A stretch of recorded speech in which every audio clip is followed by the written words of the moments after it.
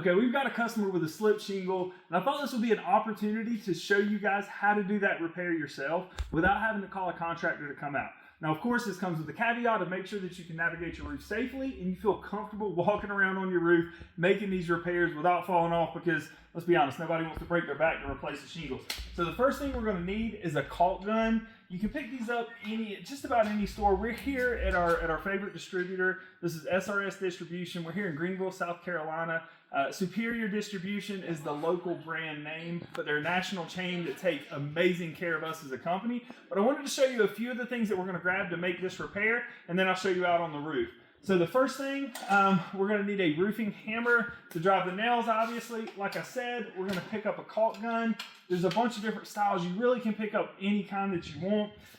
Next, I actually want to show you this product. This is called a roof snake. It makes repairing a slip shingle so much easier. You don't have to have it, but it does come in handy when you're up on the roof. And let's grab some caulk.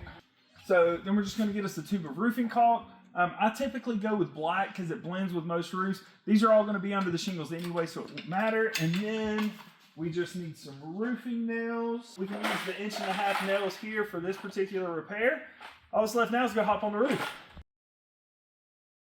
Okay, so we're here at the property where it's time to repair this shingle. Fortunately, the homeowner held onto the shingle that it came off, and you can see here that the nail holes just ripped through.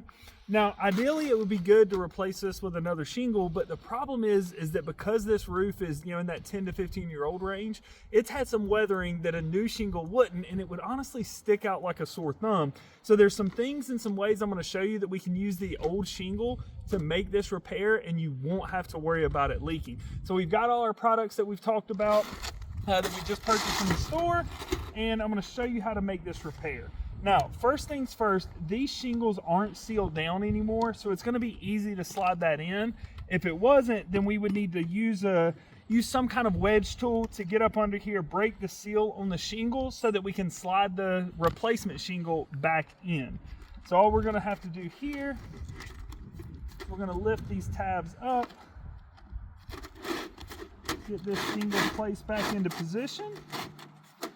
And what we want to do as we're doing this here is make sure that we're getting this lined up appropriately, both with the shingle next to it and the edge of the roof where we're at, keeping a straight line. We're going to move to the new tool that I told you about that you don't necessarily have to have, but makes this job a lot easier, and I'm going to show you why.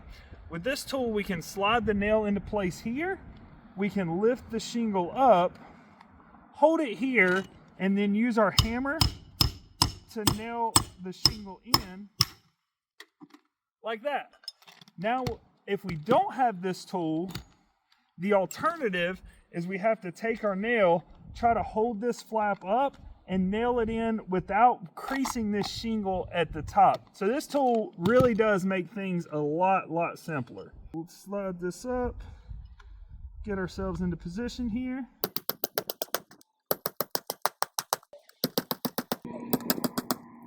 Okay, so the next part of what we're going to do here is, because these seals are broken, we want to run a small bead of caulk along this bottom line to allow this shingle to seal back down. And remember, as I told you earlier, we still had some nail holes from where the previous nails were in place.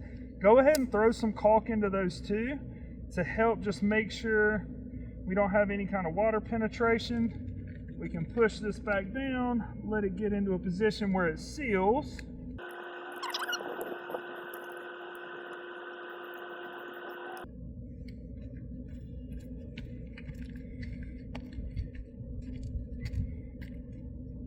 Another important thing that I checked but I didn't show in the video is you want to make sure that the nails from the previous shingle have either been removed or that they've been driven down flush with the decking so they won't impede on the new shingle. And as simple as that, we've replaced the slip shingle.